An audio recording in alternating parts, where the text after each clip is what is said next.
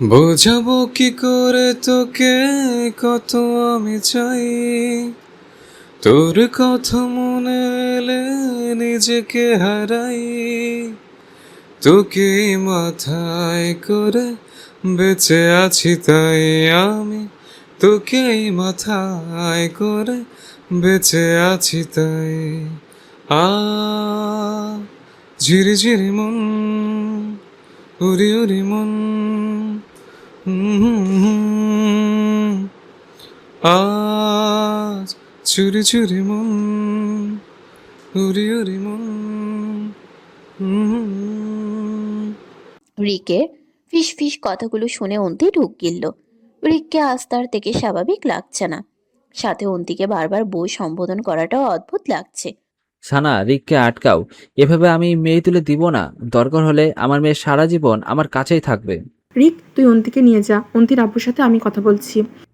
এই তো আমার শাশুড়ি আম্মু, একদম আমার মনের মতো করেই কথা বলেছ। একমাত্র তুমি আমার মন বোঝো গো শাশুড়ি আম্মু। আর সবগুলো তো মির্জাফরের দলে যোগ দিছে। কথাটা বলেই রিক অন্তিকে নিয়ে রুম থেকে বেরিয়ে সোজা নিজেদের বাসায় চলে গেল। এদিকে আয়ান হাই তুলতে তুলতেই, আমাকে এসবে দোষারোপ করো না কেউ। আর ওরা আগে থেকে স্বামী স্ত্রী, তাই অস্বাভাবিকের কিছু নেই। অন্তি এই ব্যাপারে হয়তো রিয়েক্ট করবে, কিন্তু আমার বিশ্বাস রিক সব ঠিক করে নেবে। কথাগুলো শেষ করেই সেও চলে গেল নিজের রুমে। এদিকে তৌসিফ মাথায় হাত দিয়ে বসে থাকলো। তার মেয়ে যে ভুল পদক্ষেপ নিতে যাচ্ছিল, এতে যে রিক কতটা ডেসপারেট হবে তা তার ভালো করেই জানা আছে। সানা, আমার মেয়ের যদি কিছু হয় তবে কিন্তু আমি কাউকে ছেড়ে কথা বলবো না। আর তোমার মেয়ে যে কিছুক্ষণ আগে দুর্ঘটনা ঘটাতে চেয়েছিল তার বেলা? যেমনই হোক, সে অজান্তে করছে, কিন্তু আমার মেয়ে যদি রিককে বিয়ে করতে না চায় তাহলে আমি আমার মেয়ের বিয়ে দেব না বলে রাখলাম। তুমিও শুনে রাখো আয়নের আব্বু, তোমার মেয়ের সেই 12 বছর আগেই বিয়ে হয়ে গেছে। তখন সে অবুঝ ছিল, আর সে জানতো না তার বিয়ের ব্যাপারে। তাই এই বিয়ে হওয়া না হওয়া একই কথা। যা ইচ্ছে করো গিয়ে, আমাকে বলছো কেন? ভালো ছেলের হাতে পড়েছে দেখে তোমার এত সমস্যা, তাই না? কিন্তু আমিও হলফ করে বলতে পারি, রিক যেমন অন্তিকে চোখে হারায় তেমনই খুব ভালোবাসে। তাই তাদেরকে তাদেরটা সামলাতে দাও। তুমি এর মধ্যে ভেজাল না করলেই তো হলো। আফসানা রাগী সুলভ কথাগুলো বলেই বেরিয়ে গেল অন্তির রুম থেকে। আর এইদিকে তৌসিফ যেন বোবা হয়ে গেল।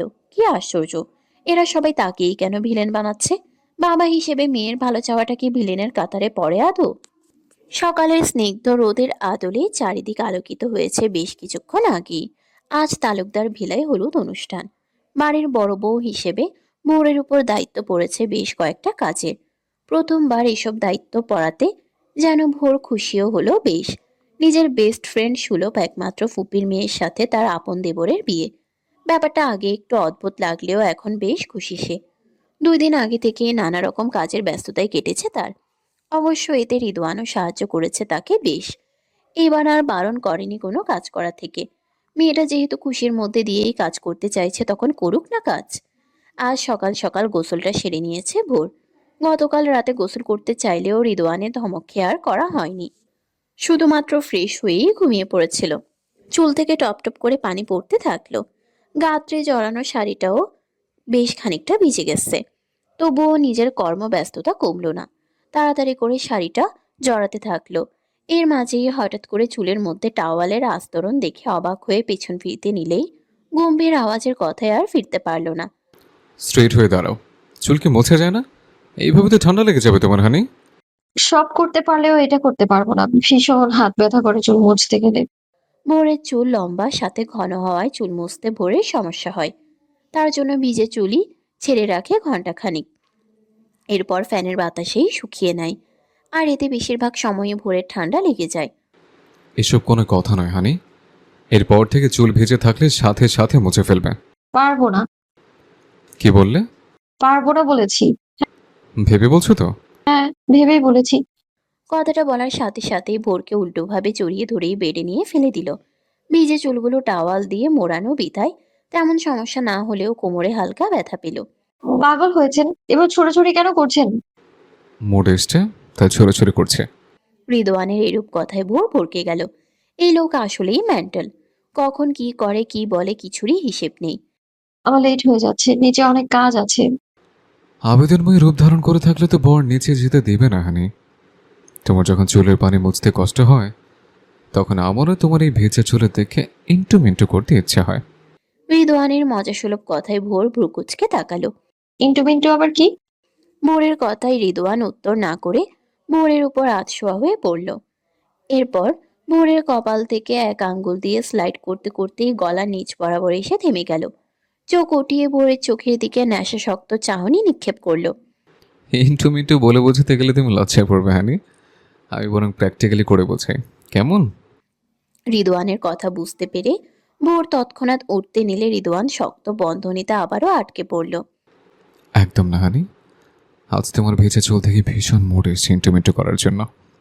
চলো তাহলে শুরু করে। আমার আবার তাড়াতাড়ি চিন্টু রিন্টুকে চাই। আবার এই চিন্টু রিন্টু কি? তোমার আর আমার ভবিষ্যৎ বাচ্চা। রিদওয়ানের কথা শুনে তো ভোর তবদা মেরে গেল। এই লোক তো আচ্ছা এক নম্বরের ফাজিল। ভাবনার মাঝেই রিদওয়ান ভোরের শরীরের চন্দনযুক্ত স্মেল শুষে নিতে থাকলো। এত সুস্বাদু স্মেল কেন আসে তোমার থেকে হানি? ডুবে যেতে ইচ্ছে করে। সাবরিজ, সবাই কি ভাববে? ভোরের কথার তালেই সাথে সাথে কানের গোড়ায় দাঁত বসিয়ে দিল। হঠাৎ আক্রমণে ভোরও চিৎকার করেই রিদওয়ানের পিঠ খামচে ধরল। নখ ডেবে গেল হয়তো। রিদওয়ান কামড়ের জায়গায় নিজের ওষ্ঠ দ্বারা কিছুক্ষণ লোহমান স্রোতের মতোই চুমুর বর্ষণ চালালো। এরপর হাসকি স্বরে হালকা লো ভয়েসে বলল, আমার শোক পাখি, আমার পেচ্ছি পাখি, আমার আদরেনি। ছাড়ার কথা কখন আর বলো না জান। নিশ্চয় যাবো যে তুমিই না থেকো শুধু আমার রয়ে, তবে আমি হব তোমাতেই পরিপূর্ণ। আমি যে তোমার ভারী নিঃশ্বাসের কারণ হতে চাই। আমার হার্টবিট, তোমার হার্টবিটের অধিক স্পন্দনের মালিক হতে চাই। তোমার প্রতিটা মুহূর্তে আমার নাম চাই। সম্পূর্ণভাবে আমাতেই তোমায় কঠিন ব্যাধিতে আসক্ত করতে চাই। আমার প্রিয় হোয়াইট অ্যাঞ্জেল, আমার অবাধ্য প্রেম স্পন্দনের রানী। নড়ছিস কেন জান? এমনিতেই তোর জ্বালায় সারা রাত ঘুমাতে পারেনি। রিকের ঘুমন্ত জড়ানো কথায় অন্তি নিজেকে আবারও ছাড়ানোর চেষ্টা করলে রিক আবারও শক্ত করে জড়িয়ে ধরলো তাকে। কি সমস্যা? আপনি সমস্যা। ছাড়ুন আমাকে, অসভ্য লোক কোথাকার। সবাই কি ভাবছে? আমি কি সবাইকে বিয়ে করেছি নাকি? যাকে বিয়ে করেছি তাকেই তো জড়িয়ে ধরে শুয়ে আছে। শোন, তো সতী নামের প্ল্যান থাকলো, আমার কিন্তু ওইসব ক্যাসালানার শখ নেই। একলা তুইটাকেই সামলাতে জীবনটা তেজপাতাময় হয়ে আছে। সেখানে তোর ঘাড় তার আমি কিন্তু আর সহ্য করব না। কথা না বলে এখন আমার সাথে ঘুমা। আমি ঘুমাবো না। আপনার দরকার হলে আপনি ঘুমান, আমাকে তো ছাড়ুন। অন্তির কথা রিক শোয়া অবস্থাতেই অন্তিকে চেপে ধরে নিজের বাহুর নিচে ফেলল। বড্ড বেশি কথা বেড়েছে তোর, তাই না? কালকের করা অন্যায় কিন্তু এখনো ভুলিনি। রিকের রাগী স্বরূপ কথায় অন্তি ঢুক গিলল। তার করা কাজটা তো অন্যায়ের কাতারেই পড়ে। হিতাহিত জ্ঞান শূন্য হয়ে সে যেই কাজটা করতে যাচ্ছিল, এতে তো পুরো পরিবারকে সে এক শোকের ছায়ায় ফেলে যেত। সাথে অজানা থাকতো তাকে আর রিককে ঘিরে এক আশ্চর্যজনক সত্যি। ভাগ্যিস রিক সঠিক সময়ে তার ঘরে এসেছিল, না হলে কি যে হতো। এসব ভাবতেই তার গলা শুকিয়ে আসে। আপনারা সবাই আমার সাথে ছলনা করেছেন, আর সব থেকে বেশি ছলনা করেছেন আপনি। আপনি নিজেই আপনার প্রতি আমাকে দুর্বল করলেন, এরপর নিজেই আমাকে ইগনোর করা শুরু করলেন। আম্মু আব্বু মিলে হঠাৎ আমার বিয়ে ঠিক করলো। কার সাথে ঠিক করেছে সেই ঘটনাটাও আপনি লুকিয়ে রাখতে বললেন। আমি আপনাকে নিজের অব্যক্ত কথাগুলো বলতে চাইলাম, কিন্তু আপনি কি করলেন? উল্টো আমাকে বিরক্তিকর বলে ফোন কেটে দিলেন। তখন আমি কি করতাম বলতে পারবেন? আমি তো নিজেই নিজেকে তখন... আর বলতে পারল না। অন্তির কান্না মিশ্রিত ওষ্ঠজোড়া উপরোক্ত ব্যক্তির দখলে নিয়ে নিল। কঠিন এক মায়া সুখে কাতর হওয়া রমণীর দুঃখগুলো ভারাক্রান্ত ভাবেই শুষে নিতে থাকলো নিজের লহমান ওষ্ঠ দ্বারা। মিনিট পাঁচেক পর ছাড়া পেল লাজ রঙা রমণী। ছাড়া পেতেই মুখ লুকানোর প্রয়াস চালালো। যখন লুকানোর কোনো হদিস পেল না, তখন রিকের বুকেই মুখটা চেপে ধরলো কোনো মতে। অন্তির কাণ্ড দেখে রিক তৃপ্তিময় হাসলো। এই ছোট্ট জানটাকে কাছে পেয়ে সে যেন পরিপূর্ণ হলো। এখনই এত লজ্জা পাচ্ছিস জান, তবে কাল কি করবে? লজ্জা তো আমার বুকের ভেতরেই ঢুকে যাবে। তবে সে বিষয়ে আমার কোনো প্রবলেম নেই। ঢুকতেই পারিস। তো দলিল করা বুক যখন, তখন তুই সেখানে ঢুকে নিজেরই রাজ্যটা চালাতে পারিস। আমার এতে বিন্দু মাত্র সমস্যা হবে না রে। রিকের কথায় অন্তি আরেকটু জড়িয়ে নিল রিককে। এই লোক তাকে লজ্জায় মেরে ফেলবে বোধহয়। গতকাল থেকে আজ পর্যন্ত যা যা জানছে আর যা যা হচ্ছে, সবই তার দিবা স্বপ্নের মতোই মনে হচ্ছে। রিক যখন জোর করে অন্তিকে নিজের রুমে নিয়ে আসে, তখন অন্তি অনেক ধস্তাধস্তি করে তার সাথে। এরপর যখন অন্তিকে কোনো মতেই শান্ত করা যাচ্ছিল না, তখন রিক আয়ানকে ফোন করে তাদের বিয়ের বিষয়ে জানাতে বলে অন্তিকে। আয়ান ও রিকের কথা মতো বিয়ের ব্যাপারে সম্মতি প্রদান করে বলে যে অন্তির যখন 12 বছর বয়স তখনই রিকের সাথে তার ধর্মীয় নীতিতে বিয়ে হয়। এইসব শুনে অন্তি অবাকের চরম সীমানায় পৌঁছে যায়। যখন অন্তি এর মূল বিষয় জানতে চায়, তখন রিক কট করে ফোন কেটে দেয়। অন্তিকে অবাক মিশ্রিত চাহনিতে রেখেই তাকে শুয়ে দেয়, সাথে নিজেও শুয়ে পড়ে। অন্তি বারবার উঠে যেতে চাইলেও রিক তাকে ছাড়ে না। এরকম করতে করতে এক সময় অন্তি ঘুমিয়ে পড়ে। ঘুমন্ত অন্তিকে রেখে রিক দুঃখ ভারাময় দৃষ্টিতে তাকিয়ে থাকে। আজ যদি সে ঠিক সময়ে না যেত তবে এই জানটার কি হতো? সে তো হারিয়ে যেতই, সাথে রিককে একদম সর্বশান্ত করে দিত। এসব ভাবনা ভাবতে ভাবতে অন্তিকে আরেকটু শক্ত করেই চেপে ধরে অন্তির মুখে এলো পাথারি ওষ্ঠধারার বর্ষণ করতে লাগলো। হলুদ সাজে সবাই আজ সজ্জিত। কেউ কাঁচা ফুলের গয়না পরেছে তো কেউ কেউ আর্টিফিশিয়াল ফুলের গয়না পরেছে। বড় আজ বাসন্তী রঙের শাড়ি আর কাঁচা ফুলের গহনা দিয়ে নিজেকে সজ্জিত করেছে এই হলুদ অনুষ্ঠানের জন্য। নিজের গাত্রে সজ্জিত সকল জিনিসই রিদওয়ানের আনা। হলুদ ফর্সা শরীরে এই রং যেন একটু বেশি মায়াবী লাগছে তাকে। হঠাৎ করেই ডাক পড়াতে হাতে থাকা হলুদ আর ফুলের থালি নিয়ে ছাদের দিকে উঠতে লাগলো। দোতলার করিডোর দিয়ে হাঁটার সময় মেয়েলি কান্নার আওয়াজে দাঁড়িয়ে গেল। আওয়াজটা আসছে ঠিক তাদের রুমের পাশে থাকা রুম থেকে। হঠাৎ এইরূপ কান্না মিশ্রিত আবছা আবছা কথাগুলো তার কানে ভারী ঠেকলো। নিজের পদচরণ কিছুটা এগিয়ে যেতে থাকলো রুমের সামনের দিকে। বোঝার চেষ্টা করতে লাগলো কে আছে ওই রুমে। রুমের সামনে বরাবর যখনই এগিয়ে যাবে তখনই আবারও কারো ডাকে নিজের পদচারণ সেখানেই থামিয়ে উল্টো ঘুরলো। ভোর তুই কই মা, তাড়াতাড়ি ছাদে আয়। অন্তি সেই কখন থেকে তোর জন্য অপেক্ষা করে আছে। তূর্ণার কথায় আর যাওয়া হলো না ওইদিকে। ছাদের দিকে আবারও যেতে থাকলো। পিছন ফিরে দেখলো কেউ বের হচ্ছে কিনা। কেউ বের হচ্ছে না দেখে সেও আর বেশি ভাবলো না, ছাদের দিকে এগিয়ে গেল। এর কিছুক্ষণ পরই রিদওয়ান বের হলো সেই রুম থেকে। শরীরে থাকা পাঞ্জাবিটা হালকা কুঁচকে থাকার দরুন রাগ হলো ভীষণ। আজ ভোরের সাথে ম্যাচিং করে পাঞ্জাবিটা পরেছিল, কিন্তু এই উটকো ঝামেলার কারণে তার পাঞ্জাবির অবস্থা বেহাল হয়ে আছে। রাগের চোয়াল শক্ত করে নিজের রুমে চলে গেল। রিদওয়ান প্রস্থান করতেই সে একই রুম থেকে বের হলো সানা। পরনে লাল রঙের সিল্কের শাড়ি। শাড়িটা এমনভাবে গায়ে জড়ানো যে বেশিরভাগ শরীরের অংশ দৃশ্যমান। ভারী মেকআপের আস্তরণের উপর জলরাশিগুলো হালকাভাবেই মুছে ফেলল। মুখের মধ্যে দুঃখ ভরা শ্রী যেন মুহূর্তেই পরিণত হলো ক্রূর হাসিতে। খুব বেশি ভুল করে ফেলেছ রিদ। আমার অন্যায় এতটা বড় ছিল না যার জন্য এভাবে আমাকে নিজের থেকে ছাড়ানোর চেষ্টা চালিয়েছিলে। কিন্তু যখন আমি সব ছেড়ে শুধুমাত্র তোমার কাছে আসলাম, তখন তুমি কি করলে? আমাকে নর্দমার মতো ছুঁড়ে মারলে। কথাটা বলেই হাতে থাকা ছবির অ্যালবামটা ছুঁড়ে মারতে নিল, কি মনে করে আবারও নিজের কাছে রাখলো। কিছু একটা ভেবেই চোখের আদল মারাত্মক এক খুশির ঝলকে রূপান্তর হলো। আমি তোমার যেমন প্রথম ভালোবাসা ছিলাম তেমনই শেষ ভালোবাসা হব। আমার জায়গা তুমি কখনোই কাউকে দিতে পারবে না মিস্টার রিদওয়ান তালুকদার। এই সানাতা কখনোই হতে দেবে না। জাস্ট ওয়েট রিদ। কথাটা বলেই ফোনটা হাতে নিল। কাউকে টেক্সট করে কিছুক্ষণ টাইপিং জারি রাখলো। এরপর হাসিগুলো যেন মুহূর্তেই অট্ট হাসিতে পরিণত হলো। ঠোঁট বাঁকিয়ে দোতলার করিডোরের রেলিংয়ে 2 হাত দিয়ে চোখ বন্ধ করলো। এরপর হালকা ঝুঁকে গলা কাঁধ ঘুরানোর মতো বাঁকিয়ে আবারও নিজের স্থানে আনলো। চোখ খুলেই পুরো বাড়িতে চোখ বুলালো। এতদিন চুপ ছিলাম কারণ তুমি একা ছিলে রিদ, কিন্তু এখন আমি বিনা তুমি অন্য মেয়েকে গ্রহণ করেছো। এটা তো আমি কখনোই মানতে পারবো না। না মানতে পারবো ওই মেয়ের শরীরের মধ্যে থাকা তোমার আধিপত্য। নিজে যদি তোমার আধিপত্য না হাসিল করতে পারি তবে ওই মেয়েকেও সেই অধিকার হাসিল করতে দেব না। দরকার হলে রক্তারক্তি করব, তবুও তুমি শুধু আমার থাকবে রিদ। শুধুমাত্র সানার রিদ হয়ে থাকবে। এত কেন সুন্দর লাগছে জান তোকে, বুকের মধ্যে পিষে ফেলতে ইচ্ছে করছে যে। রিকের কথায় অন্তি লাজুক বদনটা নিচু করে একদম বুকের দিকে মিশিয়ে নিল। রিক নেশাসক্ত চোখেই হাতের মধ্যে কিছুটা হলুদ নিল। এরপর নিজের ব্যক্তিগত প্রেয়সীর থুতনি ধরে কিছুটা উপরে তুলল। অন্তি সেই ছোঁয়ায় কিছুটা কেঁপে উঠল। ঠোঁট কামড়ে ধরেই চোখ জোড়া পিটপিট করে খুলে রিকের দিকে তাকালো। পাঞ্জাবি পরিহিত একান্ত প্রেমিক পুরুষটিকে আজ অদ্ভুত এক স্নিগ্ধতায় ঘিরে ধরেছে। অন্তি হঠাৎ অনুভব করলো এই লোকটি ছাড়া সে নিঃস্ব। হ্যাঁ, খুবই নিঃস্ব আর একা হয়ে পড়বে তার প্রেমিক পুরুষটিকে না পেলে। কেন যেন ভয় পেতে থাকলো। কিছু হারিয়ে যাওয়ার ভয়ে কাতরাতে থাকলো স্পন্দনের গতি। এইভাবে তাকে কি দেখতে চান? আপনি আমার হবেন তো রিক ভাই? হারিয়ে যাবেন না তো? অন্তির এরূপ কথায় রিক হালকা হাসলো। অন্তির কথায় মাথায় দুষ্টু বুদ্ধি আটলো। তুই তো আমার কাছে এসে ধরা দিস না, শুধু সারণ সারণ করিস। তাই ভাবলাম তোকে বিয়ে করার পর আরো 3টে বিয়ে করব। ইসলামে কিন্তু 4টে বিয়ে জায়েজ।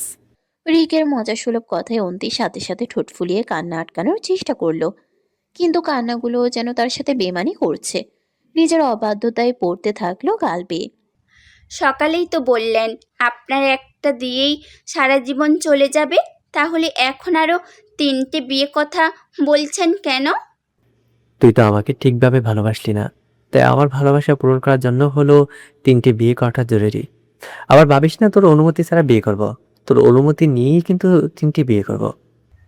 রিক ভাই, কষ্টে ভারাক্রান্ত হৃদয় নিয়েই কোনো মতে শব্দটা উচ্চারণ করলো। আপনি খুব খারাপ রিক ভাই, খুব খারাপ। আমি আপনাকে বিয়ে করব না। বললেই হলো নাকি? বিয়েটা তোকে করতেই হবে আমার জান পাখি। কোনো সাম নেই এই বিয়ে থেকে। কথাটা বলেই হাতে থাকা হলুদ লাগালো গালের দুই পাশেই, সাথে সেই হলুদের কিছুটা ঠোঁটের পাশে থাকা স্থানে লাগালো, যেখানে সকালেই তার ছোঁয়াগুলো গভীরতায় ছেয়ে আছে। অন্তির ফুপিয়ে কান্না করাতে যেন একটু বেশি ফুটে উঠেছে হলুদের আস্তরণগুলো। রিক সেই মুহূর্তে অন্তিকে পাজা কোলে তুলে নিল। আপাতত ছাদে তেমন কেউ নেই, ভোর আর রিকের কয়েকজন কাজিন ছাড়া। দেবরজি, অন্তিকে কোথায় নিয়ে যাচ্ছ? গোসল করাতে হবে তো ওকে। ভাবি, তোমার বোনের বাকি খেয়ালটা আমিই রাখবো। তুমি শুধু এই দিকটা ম্যানেজ করে নাও, বাকিটা আমি দেখে নেব। কিন্তু ওকে নিয়ে যাচ্ছটা কই? আমার রুমে ভাবি। ভোর, আমি যাব না ওনার সাথে, আমি বাসায় চলে যাব। অন্তের কান্না স্বরূপ কথায় ভোর অবাক হয়ে তাকালো। কি হলো কিছুই বুঝতে পারলো না। দেবরজি, তুমি আমার বোনকে কি আবারও কান্না করিয়েছো? এটা কিন্তু একদমই ঠিক না। ওকে নামাও তুমি। কোথাও নিয়ে যেতে হবে না। অন্তি, আয় বোন। কথাটা বলে ভোর যেই আসতে যাবে তখনই রিক অন্তিকে আরেকটু শক্ত করে জড়িয়ে ধরলো। ভাবি, তোমার বোনের কোনো ক্ষতি করবো না। আজ বাদে কাল সে আমার আইনি মোতাবেক অর্ধাঙ্গিনী হবে। তাই তোমার বোনকে উল্টাপাল্টা ভাবনা ভাবতে বারণ করো। রিক কথাটা বলেই ভোরকে কথা বলার সুযোগ না দিয়ে অন্তিকে নিয়ে রুমে ঢুকে পড়ল। এইদিকে ভোর হা করে তাকিয়ে থাকলো। কি হলো কিছুই তার মস্তিষ্কে ধরতে পারেনি। ভোর সকালেই জেনেছে যে অন্তি রিকের স্ত্রী। বিয়েটা কিভাবে হয়েছিল সবই তার জানা, তাই এখন আর বেশি রিয়্যাক্ট করেনি। নিজের হাতে থাকা কাজগুলো সেরে নিতে থাকলো। আজকের অনুষ্ঠান ঘরোয়াভাবেই করা হয়েছে। অন্তির হলুদ সন্ধ্যা হৃদয়ন্দের ছাদেই আয়োজন করেছে রিক। কোনো মতেই ওই বাড়িতে যেতে দেয়নি অন্তিকে। রিকের কথা একটাই, অন্তি বউ হয়েছে সে 12 বছর বয়স থেকেই, তাই সে মিঙ্গেল থেকেও সিঙ্গেলের ট্যাগ নিয়ে আর একদিনও ঘুরতে পারবে না। তার বউ চাই মানে চাই, কোনো মতেই তাকে ওই বাড়িতে নিয়ে যেতে দিবে না। অন্তি এইসব শুনে মাথায় হাত। রিকের পাগলামো গুণ যেন হঠাৎ করেই বেড়ে গেল। তবুও অন্তি ওই বাড়িতে যেতে চাইলে রিকের ধমকে চুপ মেরে যায়। কি আর করার, রিক যেভাবেই বলেছে সেভাবেই পরিবারকে নিয়ে ছোট করেই হলুদ সন্ধ্যা শেষ করলো। কিছুক্ষণ আগেই নাচ গানের মাধ্যমেই হলুদ সন্ধ্যা শেষ হলো। এতক্ষণ ধরে ছাদে ভোর ব্যস্ত থাকায় রিদওয়ানের খোঁজ নেওয়া হয়নি। আর রিদওয়ানও ভোরের খোঁজ নিয়েছে কিনা তারও ইনফরমেশন তার নেই। মহাশয় রাগ করে আছে কিনা কে জানে। তাড়াতাড়ি ছাদের কাজ শেষ করেই নিচে নামলো। তার শরীর আর মুখেও হলুদ দিয়ে মাখিয়ে আছে। রুমে ঢুকেই আগে গোসলটা সেরে নিবে ভাবলো। যেই ভাবা সেই কাজ। হাতের চুড়িগুলো খুলতে খুলতেই রুমে ঢুকে যেই না মিররের সামনে যাবে তখনই কারোর সাথে ধাক্কা খেয়ে কিছুটা পিছিয়ে যেতে নিলে কোমরে শক্ত বন্ধনীতে আটকা পড়ল সে। ঠিকভাবে হাঁটা যায় না, যখন তখন এইভাবে হুড়মুড় করে ঢোকার কি আছে? রিদওয়ানের ধমক শুনে ভোর কিছুটা ভয় পেল। হঠাৎ এইরূপ ধমকে যেন কিছুটা আহ্লাদীপনা হয়েই চোখে অশ্রু ভর করল। রিদওয়ান ভোরের চোখে অশ্রু দেখেই তাড়াতাড়ি ভোরের মুখের আদল হাত দ্বারা আবদ্ধ করল। হোয়াট হ্যাপেন্ড হানি? কান্না করছো কেন? রিদওয়ানের যত্নসুলভ কথায় ভোর আবারও চোখের পানি বিসর্জন দিতে থাকলো। রিদওয়ান নিজের ভুল বুঝতে পেরে তাড়াতাড়ি ভোরকে জড়িয়ে ধরল। সরি হোয়াইট অ্যাঞ্জেল, আমি ভীষণভাবে সরি। আসলে মাথা ঠিক ছিল না, তাই আর কি। মানুষ যখন কোনো ব্যাপারে ভীষণভাবে আপসেট থাকে তখন সে অন্য কোনো দিকে মন দিয়ে কাজ করতে পারে না। রিদওয়ানেরও সেই পরিস্থিতি হয়েছে। আজ সকালেই একটা ডিল নিয়ে ক্লায়েন্টের সাথে ঝামেলা হয়েছে, যার জন্য তার কোটি টাকার ডিল ক্যান্সেল করার জন্য উঠে পড়ে লেগেছে। রিদওয়ানের এসবে তেমন সমস্যা না, কিন্তু এই ডিলের অংশীদার ভোরের আব্বু। এই লোকের জন্যই না চাইতেও ডিলটার জন্য কাজ করে যাচ্ছে আজ প্রায় 1 মাস ধরে। ডিল ক্যান্সেল হয়ে যাবে দেখে ভোরের আব্বুর মাথায় বাস পড়েছে। আর সেই নিয়েই রিদওয়ানের ফোনে অনেকক্ষণ কথোপকথন হলো। এক পর্যায়ে ভোরের আব্বু তো তার দুর্বলতায় আঘাত করে ছাড়ল, যে বিষয়গুলো ভোরকে কেন্দ্র করে, যা শুধুমাত্র ভোরের আব্বু আর রিদওয়ান জানে। আর সেই টেনশনে রিদওয়ানের মাথা গরম ছিল বিধায় হঠাৎ করে ধাক্কা খাওয়াতে ভোরকে ধমক দিয়ে ফেলে। কিন্তু যখন বুঝতে পারে যে সে ভুল করেছে, তখনই সাথে সাথে ভোরের মুখের আদল নিজের হাতের আঁচলায় নিয়ে তাকে সরি বলতে থাকে। কি হয়েছে আপনার? কোনো বিষয়ে কি আপনি আপসেট? ভোরের চিন্তিত কণ্ঠ শুনে রিদওয়ান সাথে সাথে ভোরকে ছেড়ে দিল। এরপর পরনের পাঞ্জাবিটা ঠিক করেই, কিছু হয়নি হানি, ওদিকে সব কি শেষ? হ্যাঁ, মাত্রই শেষ হলো। সে কথা রাখুন। আপনার কি হয়েছে বলবেন আমায়? আপনি কিন্তু অনুষ্ঠানেও যাননি। অফিসের কাছে একটু ডিস্টার্ব ছিলাম, আর কিছু নয়। রিদওয়ানের হাসি সুলভ কথায় ভোর তপ্ত নিঃশ্বাস ফেলল। এরপর মিররের সামনে গিয়ে গাঁথরে থাকা অর্নামেন্টস গুলো একে একে খুলতে লাগলো। সেরেছেন আপনি? বউ খাইয়ে না দিলে খাই কি করে হানি? ভ্রু কুচকে পিছু ফিরে তাকালো ভোর, গলার সেটটা খুলতে খুলতেই। নাটক করবেন না একদম। আমাকে তো খাওয়ার উপর রাখেন। নিজে যে খাবারের অনিয়ম করেন সেই খেয়াল কি আছে আপনার? ভোরের রাগী স্বরূপ কথায় রিদওয়ান আর কিছু বলল না। তার মুক্ত ভোরের স্নিগ্ধ আদল দেখেই চুপ হয়ে আছে। বাসন্তী কালারের শাড়ির সাথে মুখের আদলে হলুদের মাখামাখিতে একটু বেশিই সুন্দর লাগছে তার বউটাকে। এই বউরূপী পুরো রসগোল্লাটাকে দেখলেই তৃষ্ণা পায় তার। কিন্তু সেই তৃষ্ণা নিবারণ করতেও আপাতত কার্পণ্যবোধ করতে হচ্ছে। ভোরের পিছনে গিয়েই গলার সেটটি নিজের হাতে নিয়ে খুলে দিল। রিদওয়ানের উপস্থিতি অনুভব করতেই হাত নামিয়ে ফেলল ভোর সেখান থেকে। উন্মুক্ত হওয়া ঘাড়ে নাশিশক্ত চাহনি নিক্ষেপ করেই নিজের রুক্ষ ওষ্ঠজোড়া নরম চামড়ায় স্পর্শ করল। সাথে সাথেই ভোর কেঁপে উঠেই কোমরের অংশে থাকা শাড়িটি খামচে ধরল। কি করছেন? কাপা কাপা কণ্ঠে ভোরের আওয়াজে রিদওয়ান যেন আরেকটু বেশি ডেসপারেট হয়ে উঠল। ভীষণ তৃষ্ণা পেয়েছে আমার। রিদওয়ানের এরূপ বাক্য কম্পমান শরীরেই পানি দিচ্ছি, দাঁড়ান। কথাটা বলেই যেতে নিলে তৎক্ষণাৎ হাত দিয়ে আটকে দিল ভোরকে। ভীষণ তৃষ্ণা পেয়েছে আমার। আমার তুমিময় তৃষ্ণা পেয়েছে হোয়াইট অ্যাঞ্জেল। ওই ওষ্ঠ জোড়াতে নিজের দখল বসানোর তৃষ্ণা পেয়েছে। পুরোই তুমিটাকে আপন করার তৃষ্ণা পেয়েছে। রিদওয়ানের আকুল আবেদনগুলো ভোরের পুরো গাত্রে শিশির করেই অনুভূতি হতে থাকলো। সে জানে যে রিদওয়ান তাকে ঠিক কতটা চায়, কতটা ডেসপারেট তাকে নিয়ে। হয়তো এখনো নিজেদের মধ্যে ভালোবাসা কথাটা বিনিময় করা হয়নি, কিন্তু যা তাদের মধ্যে বর্তমানে আছে তা ভালোবাসা শব্দটা থেকেও বেশি কিছুই আছে। হোয়াইট অ্যাঞ্জেল, হাসকি স্বরে কথাটা কানে কানে বলেই ভোরের মুখা অবয়ব রিদওয়ানের চোখের দিক করলো। কাপা কাপা চোখে রিদওয়ানের দিকে তাকিয়ে আবারও নিচু করতে নিলে রিদওয়ান তা আটকে দিল। ভোরকে কথা বলার সুযোগ না দিয়েই নিজের তৃষ্ণা মেটানোর প্রথম ধাপটা মিলিয়ে দিল।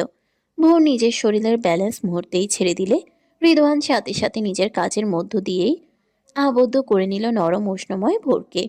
মিনিট খানেক চলল তাদের কার্যসিদ্ধি।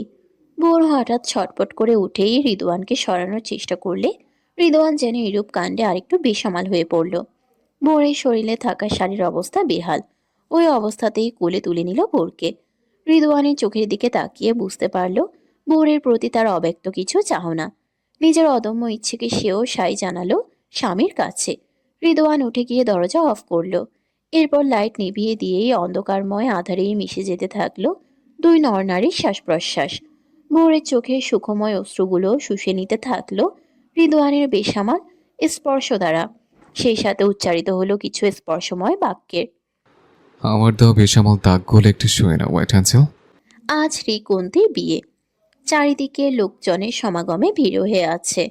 রিক একটু ঝাঁকঝমক করেই বিয়েটা করছে, তাই মেহমান ভর্তি বাড়িতে কারো হদিস আছে তো কারো হদিস নেই। রিদওয়ানও ভীষণ ব্যস্ত সময় পার করছে। মান্যগণ্য কয়েকজন লোক আসায় তাদের নিয়ে ব্যস্ত হয়ে পড়েছে। এইদিকে আয়ানও আজ খাবারের দিকটা সামলাচ্ছে। ভোর, তুর্না আর আফসানা অন্তির সাজগোজ সাথে বিয়ের প্রয়োজনীয় দিকগুলো পর্যবেক্ষণ করছে। ভোর, তুই এদিকটা দেখে রাখ, আমরা দেখে নিতে পারবো। তুই গিয়ে আগের তৈরি হয়ে নে। বাড়ির মেহমান গিজগিজ করছে আর তুই এখনো তৈরি হসনি। দেখলে রিদওয়ান খুব রাগারাগি করবে শোনা। ওইসব তোমাকে ভাবতে হবে না মামুনি। আমি হাতের কাজটা করেই যাচ্ছি। তৈরি হতে বেশিক্ষণ লাগবে না আমার।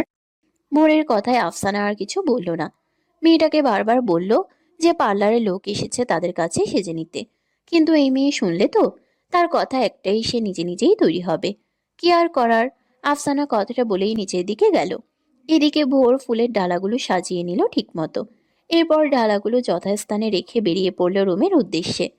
আধ ঘন্টা ধরে নিজের শরীরে শাড়ি জড়িয়ে ঠিকঠাকভাবে তৈরি হয়ে নিল।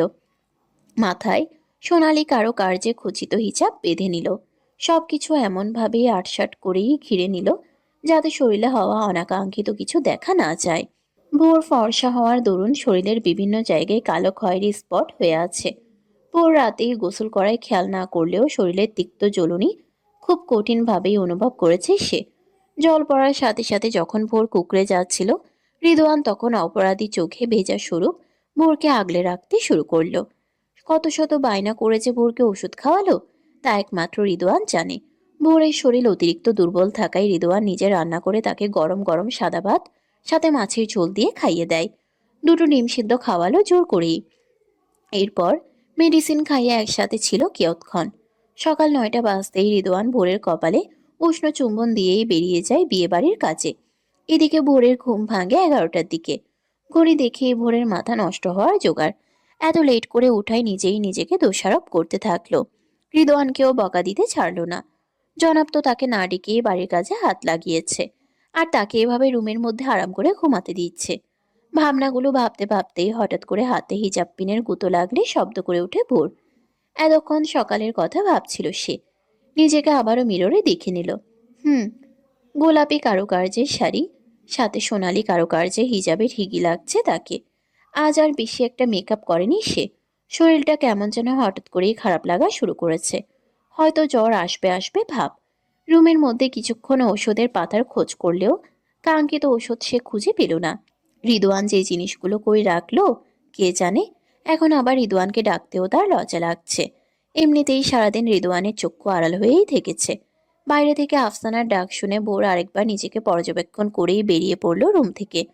কিছুক্ষণ আগেই 3 কবুল বলে অন্তি আর রিকের বিয়ে সম্পূর্ণ হয়। সবার হাসি খুশির মধ্যেই বিয়ের সকল কার্যক্রম শেষ হয়। অন্তিকে আজ পুতুলের মতো করেই সাজিয়েছে। যেমনটা রিকের ইনস্ট্রাকশন ছিল ঠিক তেমন ভাবেই সাজিয়েছে তাকে। রিক এখনো তার দ্বিতীয়বারের মতো সদ্য হওয়া বউকে চোখের দেখা দেখেনি। এক একজনের লোক সমাগমে ফুরসত মিলছে কই তার। এদিকে ভোর অনেকক্ষণ ধরেই রিদওয়ানকে আশেপাশে খুঁজে যাচ্ছে, কিন্তু এই লোকের ছায়াও দেখতে পেলে তো। এমনকি বিয়েতেও ছিল না। ভোর কিছুটা চিন্তিত ছিল এই নিয়ে, তবে বেশিক্ষণ সেই চিন্তায় থাকতে পারল না আত্মীয় স্বজনের ভিড়ভাট্টায়। রাত প্রায় তখন 10টা। অন্তিকে কিছুক্ষণ আগেই সবাই মিলে বাসর ঘরে পাঠালো। অন্তিত ভয়ে ভোরকে জড়িয়ে ধরেছিল অনেকক্ষণ। অনেক বুঝিয়ে সুঝিয়ে রিকের রুম ছেড়ে এসেছে সে। বাড়ির মেহমান এখন নেই বললেই চলে। চারিদিকে আলোকসজ্জা হালকা হালকা আছে। ভোর গায়ে জড়ানো শাড়িটি এখনো খুলেনি। রিদওয়ান যেহেতু এই শাড়ি নিজে পছন্দ করে এনেছে, তাই তারও স্ত্রী হিসেবে দায়িত্ব নিজের সাজগোজের অংশগুলো রিদওয়ানকে দেখানো। কিন্তু এই লোক তো পুরো নাই হয়ে আছে। ভারাক্রান্ত মন নিয়ে বাইরের দিকে তাকিয়ে থাকলো। মনটা হঠাৎ করে উদাস হতে শুরু করলো। লোকটার কিছু হয়নি তো?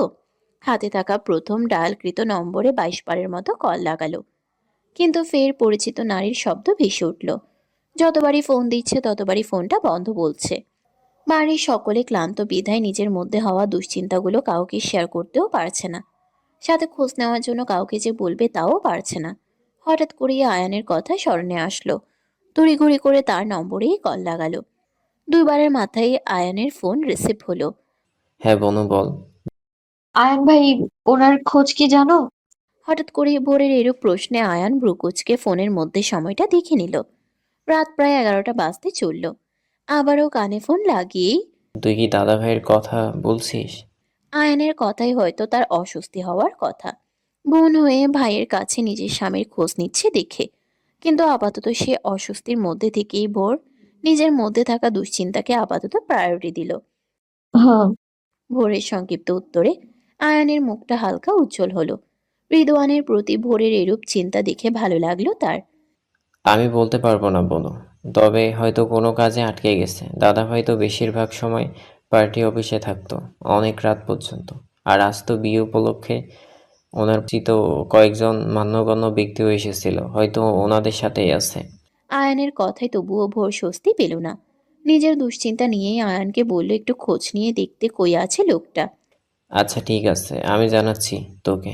আর হ্যাঁ, চিন্তা করিস না, দাদাভাই হয়তো কাজের সূত্রে ব্যস্ত দেখে তোকে জানাতে পারছে না। আয়ানের কথায় কিছুটা হলেও রিলিফ পেল ভোর। খেয়েছিস বলো? আমি তো ব্যস্ততা দেখতেও পারলাম না, খেয়েছিস কি না। আয়ানের কথায় তৎক্ষণাৎ উত্তর দিল সে খেয়েছে। আরও কিছুক্ষণ কথা বলেই ফোনটা রেখে দিল। এর আধ ঘন্টা পরই আয়ান খোঁজ নিয়ে জানালো যে রিদওয়ান ইম্পর্ট্যান্ট একটা কাজে ইমার্জেন্সি ঢাকার বাইরে গিয়েছে। আয়ান রিদওয়ানের অফিসে ফোন করেই জানতে পারলো বিষয়টা।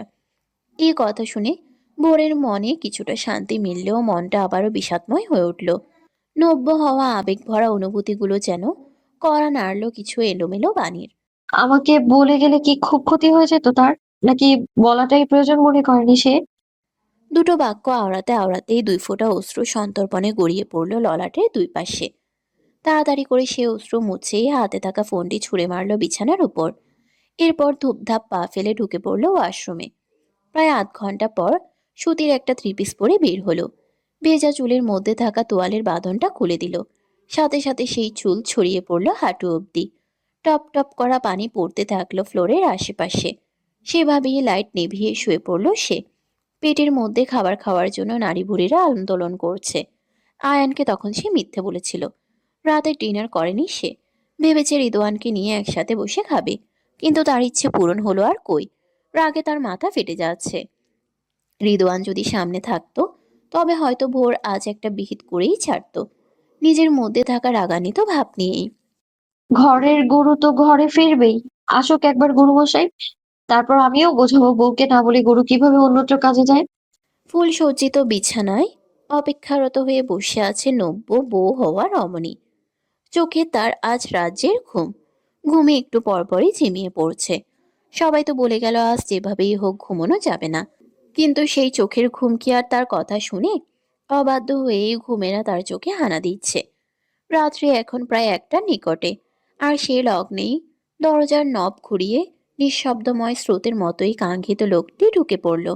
গাত্রে থাকা পাঞ্জাবি মুহূর্তেই খুলে ফেলল সে। ভেতরে থাকা স্যান্ডো গেঞ্জি দৃশ্যমান হয়ে আছে বলিষ্ঠ গাত্রে। রমণী সেই মুহূর্তগুলো চোখের মণি দ্বারা টুকুর টুকুর ভাবেই দেখতে লাগলো তার হালাল পুরুষকে। গলার মধ্যভাগে হঠাৎ করিয়ে কেমন জানি মাছের কাঁটার মতো বিঁধতে লাগলো প্রত্যেকটা ঢুকে। মুহূর্তেই তার গলাখানি শুকিয়ে কাঠ হতে থাকলো। রিক নিজের মতো করেই কাজ করেই ওয়াশরুমে ঢুকে দরজা বন্ধ করে দিল। এর 10 মিনিট পর একেবারে গোসল করেই বের হলো। শরীরে থাকা ফোঁটা ফোঁটা পানির আস্তরণগুলো ভেসে উঠল। মাথার চুলগুলো টাওয়েল ধারা মুছে অন্তির কাছে গেল। এভাবে রিককে কাছে এগিয়ে আসতে দেখে অন্তি কিছুটা পিছিয়ে গেল। কিনারা সরে বস, সারা বেডের রাজত্ব করতে দেইনি তোকে। রিকের কথায় অন্তি আগা মাথা কিছুই বুঝল না। প্রশ্নবোধক চাহনি নিক্ষেপ করেই জিজ্ঞেস করলো। মানে? মানে হলো তুই এবং তোর ভারী বস্তা সহ সরে বস। তোর জেগে থাকার ইচ্ছে থাকলেও আমার ইচ্ছে নেই। আপনার কি মাথা ঠিক আছে রিক ভাই? আমি কি নিজের জন্য জেগেছিলাম নাকি? হাজব। যার জন্যই জেগে থাকিস না কেন সেটা আমার দেখার বিষয় নয়। আপাতত তোর স্থান যেন মাঝখানে না দেখে, আর যদি দেখি তবে আজ তোর অবস্থা নাজেহাল করি সারবো রে অন্তি। এখন সিদ্ধান্ত তোর, তুই কি সরবি নাকি নাজেহাল অবস্থার জন্য প্রস্তুত হবি? রিকের এরূপ কথায় তৎক্ষণাৎ অন্তির চোখে অশ্রুরা ভিড় করল। তার রিক ভাই হঠাৎ এরূপ ব্যবহার কেন করছে? আজ তো তাদের বাসর রাত, আর বাসর রাতে জামাই এসে কি এরূপ আচরণ করে তার তো জানা নেই এই বিষয়ে। তাই অশ্রুসিক্ত বদন নিয়েই বেড থেকে নেমে পড়ল। বেনারসির ভারে ঠিকভাবে দাঁড়াতে পারল না সাথে সাথে। এতক্ষণ ধরে বসে থাকায় পা ঝিমঝিম হয়ে আছে। পড়তে নিলেই সাথে সাথে বেডের এক পাশে ধরেই নিজের ব্যালেন্স ঠিক করলো। বেড থেকে নামতে বলিনি, এক পাশে বসতে বলেছি। এতটুকু বলার জন্য না, ধন্যবাদ আপনাকে। তবে আমার আপাতত আপনার বেডে বসার ইচ্ছে নেই। আপনি বরং শান্তিতে ঘুমান রিক ভাই। কথাটা বলেই বেনারসি 2 পাশে হাত দিয়ে ধরে রুমের বাইরে যেতে নিলে পিছন দিক থেকেই টান পড়ে। এক টানেই বেডের মাঝখানে এসে পড়ে। হঠাৎ এরূপ হওয়ায় অন্তি ভীষণ ভয় পেয়ে যায়। ভয় আর অশ্রুসিক্ত চোখে সামনে থাকা অগ্নিক্রান্ত রিককে নিজের উপরে আবিষ্কার করলো। তোর সাহস তো কম না, আমার কথা অবাধ্য হোস। বুকের পাটায় ভীষণ সাহস জমেছে তাই না রন্তি? মেরে দে, একদম পিষে দেয়। রিকের ধমকে অন্তি নিজের হাত দ্বারা রিককে সরাতে নিলে রিক সাথে সাথে হাত যুগল নিজের এক হাত দিয়ে শক্ত করেই চেপে ধরল। ছাড়ুন আমায় রিক ভাই। আপনার শান্তির ঘুমান। আমাকে কেন ধরে রেখেছেন? কেন হ্যাঁ? অন্তি অভিমান মিশ্রিত কথা রিকের বাঁধনে তেমন একটা প্রভাব পড়ল না। সে তার মতো করেই অন্তিকে দেখতে থাকলো। নিজের মধ্যে হওয়া রাগগুলো হঠাৎ করেই মাথা চাড়া দিয়ে উঠল। আবার শান্তির ঘুম তো অনেক আগেই কেড়ে নিয়েছিস তোরা বাপ মেয়ে মিলে। এখন আবার বলছিস শান্তির ঘুম ঘুমাতে? আমার শান্তির ঘুম তো তখন হবে যখন তোকে আমার বাহুতে পিষে ফেলবো। রিকের এরূপ কথায় কেঁপে উঠল অন্তি। রিককে আজ কেমন যেন অস্বাভাবিক লাগছে তার নিকট। আপনি ঠিক আছেন তো রিক ভাই? ঠিক থাকতে দিলি কই? আমাকে নিঃশেষ করার জন্যই তো তোর জন্ম হয়েছে। শুনে রাখ অন্তি, আমি যদি নিঃশেষে ধাবিত হই তবে তোকেও সেদিকেই ধাবিত করব। আমার কি দোষ? নিজেকে শেষ করার সিদ্ধান্ত নেওয়াটাই তোর বড় মাপের দোষ। এর জন্য তোকে কোনোদিনও ক্ষমা করবো না, কোনোদিনও না। কথাটা বলেই রিক অন্তিকে ছেড়ে উঠে দাঁড়ালো। গাঁতরে থাকা টি শার্টের কলার ঠিক করে ড্রয়ার থেকে এক প্যাকেট সিগারেট নিয়ে বারান্দায় চলে যেতে নিলে, এগুলো নিয়ে কই যাচ্ছেন? কথাটা বলেই বারান্দায় গিয়ে দাঁড়ালো।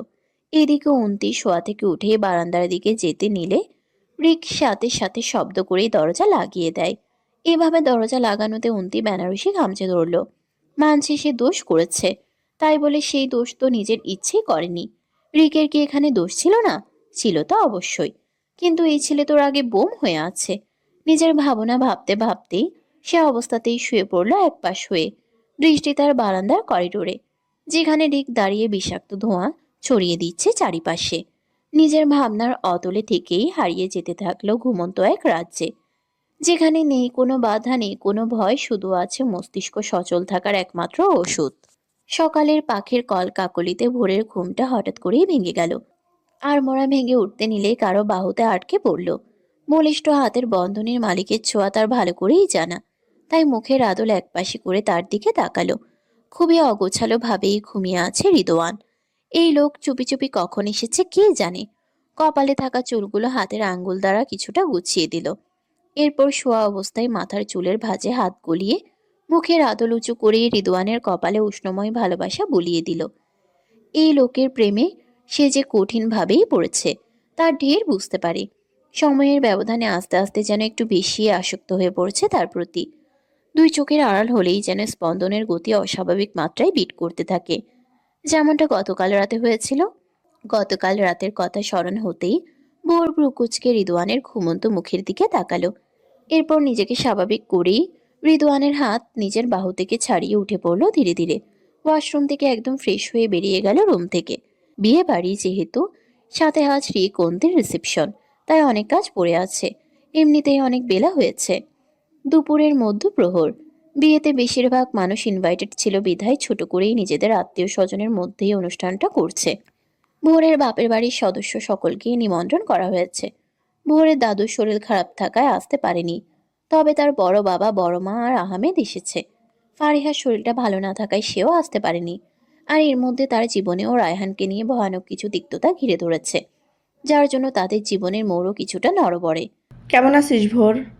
ফারিহার মায়ের কথায় বোর কাজের ব্যস্ততার মাঝেও হাসি খুশি ভাবেই সালাম দিয়ে জানালো সে ভালো আছে। সবাই এসেছে কি বড় মা? না রে মা, তোর দাদুর শরীরটা ভালো না, তাই আসেনি। আর ফাহমেদার শরীরটাও। তোর বাবা আর বড় বাবা এসেছে। আব্বু কখন এলো? আমার বিষয়ে খোঁজ খবর নিচ্ছ কি বর্মামণি? আব্বুকে তো বলে গিয়েছ। আহমেদের কথায় নিজের কাজ রেখে মুখটা মুহূর্তেই গম্ভীর করে ফেলল। আমার কি সাধ্য আছে তোমার খোঁজ খবর নেওয়ার আব্বু? আমার খোঁজ খবর নেওয়াতে যদি তোমার মিটিং বা বিজনেসের কোনো ক্ষতি হয়ে যায়, তখন তো সেই ক্ষতিপূরণ করতে হবে। কিন্তু কথা হচ্ছে, যেখানে আমার আর তোমার দুজনেরই ক্ষতি হবে, তখন কষ্ট করে আর তোমার খোঁজ খবর নিতে যাব কেন? এর থেকে সামনাসামনিতেই খোঁজ নেওয়াতেই থাকা হোক, যেখানে তোমার আর আমার কোনো লাভ লোকসান কোনোটাই হলো না। ঠিক বলেছি না আব্বু? ভোরের কথায় আহমেদের হাসি খুশি মুখটা মুহূর্তেই রাগে পরিণত হলো। কথা বলতে শিখে গেছো দেখছি। আমি তোমারই মেয়ে আব্বু। তুমি যদি কথা বলে নিজের মেয়ের মনে আঘাত করতে পারো, তখন তোমার মেয়ে হয়ে আমারও দায়িত্ব মুখের বুলিগুলো যথাস্থানে ফোটানো। ভোরের কথায় আহমেদ হাত মুষ্টিবদ্ধ করে যখনই ভোরের দিকে এগিয়ে আসতে নিবে, তখনই রিদওয়ান এসে আটকে দিল। আরে শ্বশুরমশাই, এইভাবে আমার বোর দিকে ধেয়ে আসছেন কেন? অনুষ্ঠান বাড়িতে কি নিজের প্রেস্টিজ বাঞ্চার করতে চেয়েছেন? মুখ সামলে রে দোয়ান। আমি আমার মেয়ের কাছে যাচ্ছি, তুমি এসব বলার কে? আহমেদের কথায় রিদওয়ান সাথে সাথে ভোরের কাঁধ জড়িয়ে ধরল। এভাবে জড়িয়ে ধরায় ভোর চোখ গরম করে তাকালো রিদওয়ানের দিকে। রিদওয়ান সেসবে পাত্তা না দিয়েই, আপনি তো ভুলে যাচ্ছেন শ্বশুরমশাই, আপনার মেয়ে এখন আমার ব্যক্তিগত সোলমেট, আর আমি তার একমাত্র গার্ডিয়ান। তাই ভেবেচিন্তে কথা বলবেন। তুমি কি আমাকে ভয় দেখাচ্ছ? আমি চাইলে কিন্তু তোমার এসব বলি মুহূর্তে শেষ করতে পারি। রিয়েলি? জাস্ট চেষ্টা করে দেখুন, তবেই বুঝতে পারবেন এই রিদওয়ান নিজের বউয়ের প্রতি ঠিক কতটা ধ্বংসাত্মক। রিদওয়ান বাঁকা হাসির কথায় আহমেদ নিজের রক্তলাল চোখে তাকালো দুজনের দিকে। এরপর কিছুটা উত্তেজিত হয়েই চলে গেল অন্যদিকে। ভোরের বড় মা এসব দেখেও কিছুই বলল না। তারা এখানে কি বা বলার থাকতে পারে। তবে রিদওয়ানকে ভোরের জন্য এভাবে কথা বলতে দেখে ভালোই লাগলো তার। দুই জামাই বউকে স্পেস দিতেই সরে গেলেন তিনি। উনি যেতেই ভোরের কাঁধ থেকে রিদওয়ানের হাত ঝাড়া মেরে ফেলে দিল। হঠাৎ এরূপ হওয়ায় রিদওয়ান কিছুটা পিছিয়ে গেল। অবাক লোচনে ভোরের দিকে তাকাতেই চোখ বড় বড় করে ভোরকে খুঁজতে থাকলো। মুহূর্তের মাঝেই ভোরকে নিজের পাশে আর দেখতে পেল না। কিরে, আমার বউ কই? এইমাত্র না আমার পাশে ছিল। কথাটা বলেই আশেপাশে খুঁজতে লাগলো। একটু দূরেই ভোরকে দেখতে পেল তূর্ণার কাছে। সাথে সাথে আবারও ছুটল ভোরের কাছে। গতকাল থেকেই বউটার সাথে কথা হয়নি তার। মনটা কেমন জানি উপোস উপোস করছে। পেটে ভাত পড়েনি বিধায় আরেকটু বেশি খিদে পেয়ে গেল তার। আপাতত তার কাজ হলো বউকে সামনে থেকে মন ভরে দেখা, তার সাথে ভোরের হাতে তৃপ্তি করে খাওয়া। ভাবনা অনুযায়ী তূর্ণার কাছে গিয়েই, ভোর, ফার্স্ট রুমে আসো। তূর্ণার এরূপ কথা বলায় ভোর ভীষণ অস্বস্তিতে পড়ল। ভোর আর চোখে শাশুড়ির দিকে তাকালে দেখতে পেল তার মুচকি হাসি। এইদিকে রিদওয়ান কথাটা বলেই নিজের রুমের দিকে যেতে থাকলো। শক্ত চাহনি নিক্ষেপ করেই রিদওয়ানের দিকে তাকালো। তুমি রুমে যাও ভোর মা, রিদওয়ানের হয়তো জরুরি দরকার আছে। এদিকে তো দরকার পড়তে পারে আম্মু। সমস্যা নেই, ভাবি আর আমি এদিকটা দেখে নেব। তুমি দ্রুত যাও, পরে আবার নয়তো রেদওয়ান রাগারাগি করবে। শাশুড়ির কথায় ভোরের আর কি করা থাকতে পারে। শাড়ির আঁচল ঠিক করেই উপরে উঠতে থাকলো। উপরে উঠে যখনই রুমে ঢুকতে নিবে তখনই সানা এসে পথ আটকে দিল। কিছু বলবেন আপু? হৃদকে ছেড়ে দে। সানার হঠাৎ এরূপ কথায় ভোর অবাক চোখে তার দিকে তাকালো। সানা আজ লাল রঙের পাতলা সিল্কের শাড়ি পরিধান করেছে। ব্লাউজ হাত কাটা বিধায় পুরো শরীরের ভাঁজ দেখা যাচ্ছে। এরকম ড্রেস আপে ভোরের নিকট খুবই দৃষ্টিকটু লাগছে। আপনার কথা ঠিক বুঝলাম না আপু, ওনাকে ছেড়ে দেবো কেন? কারণ হৃদ শুধু আমার, তোর মতো থার্ড ক্লাস মেয়ের কোনো যোগ্যতা নেই হৃদের বউ হওয়ার। সানার হঠাৎ ক্ষিপ্ত কথায় ভোরের মাথাও গরম হয়ে গেল। এমনিতেই মন মেজাজ ক্ষিপ্ত হয়ে আছে। এর মধ্যে এই পাগল মেয়ের কথায় আর একটু বেশি ক্ষিপ্ত হয়ে উঠল। আপনি ঠিক কি বলছেন? আপনি বুঝতে পারছেন তো? থার্ড ক্লাস মেয়ে যদি আমি হইও, তবু কিন্তু আমি ওনার স্ত্রী হিসেবে স্বীকৃতি পেয়েছি। তখন উনি ঠিক বুঝেছে ওনার জন্য আমি থার্ড ক্লাস নাকি ফার্স্ট ক্লাস। ভোরের কথায় সানা রেগে গিয়েই ভোরের কবজি চেপে দেওয়ালের দিকে মেশালো। এদিকে তেমন লোক না থাকায় দৃশ্যটা কারো চোখে পড়ল না। কতটুকু চিনিস তুই হৃদকে? হ্যাঁ, কতটুকু? তোকে বিয়ে করার পেছনে জাস্ট একটা ডিল ছিল, বুঝেছিস ফকিন্নি? আর সেই ডিলের ভাগিদার তোর বাপ। বিশ্বাস না হলে তোর বরকে গিয়ে জিজ্ঞেস কর, তখন বুঝবি তোকে বিয়ে করার পেছনে কারণ। তাই ভালোই ভালোই বলছি, আমার হৃদকে ছেড়ে দে। সে শুধু আমার ছিল, আমারই থাকবে। তোর মতো খ্যাত মেয়ের সাথে শুধু টাইম স্পেন্ড করেছে সে। মন ভরে গেলে তোকে ছুঁড়ে মারবে। কথাটা বলার সাথে সাথেই গালে শক্ত থাপ্পড় খেলো সানা। গালে হাত দিয়েই রক্তলাল চোখে সানা ভোরের দিকে তাকিয়েই নিজেও হাত তুলতে নিলে সানা সাথে সাথে ভোর তার হাত চেপে ধরল। আর একবার আমার মুখে ওনার সম্বন্ধে উল্টাপাল্টা কথা শুনলে জাস্ট মুখটা ভেঙে দেবো। আপনার মতো নিচু মন মানসিকতার মুখে এরূপ কথা আমি ভোর কখনো বিশ্বাস করব ভাবলেন কি করে আপনি? হ্যাঁ, তাই নিজের লিমিটের মধ্যেই থাকুন। এসব আচরণ এই ভিলায় নয়, রাস্তায় গিয়ে করুন। আরেকবার যদি এসব আচরণ করতে দেখেছি তবে আমার খারাপ রূপটা দেখবেন আপনি, তাই সাবধান করে দিলাম। কথাটা বলেই সানাকে জায়গা থেকে ধাক্কা দিয়েই রুমের দিকে চলে গেল। এইদিকে সানা যেন নিজের মধ্যেই নেই। প্রচন্ড রেগে গিয়ে পাশে থাকা ফুলদানিটা নিয়ে নিচে ছুঁড়ে মারল। মুহূর্তেই তা ভেঙে চূর্ণ বিচূর্ণ হয়ে গেল। আমার গালে হাত তোলা, আমার গালে? তোকে সাদাসিধে ভেবেছিলাম ফকিন্নি, কিন্তু না, ভুল ভেবেছি। আজ তুই যেটা করলি খুব খারাপ করলি। এটা করে নিজের দুঃসময় ডেকে আনলি রে। এখন দেখবি তোর জীবন ঠিক কতটা আমাবস্যা নামিয়ে আনি। জাস্ট অপেক্ষা কর ফকিন্নি, আমার হৃদয়ের জীবন থেকে জাস্ট ছুঁড়ে ফেলবো তোকে। Just wait and watch.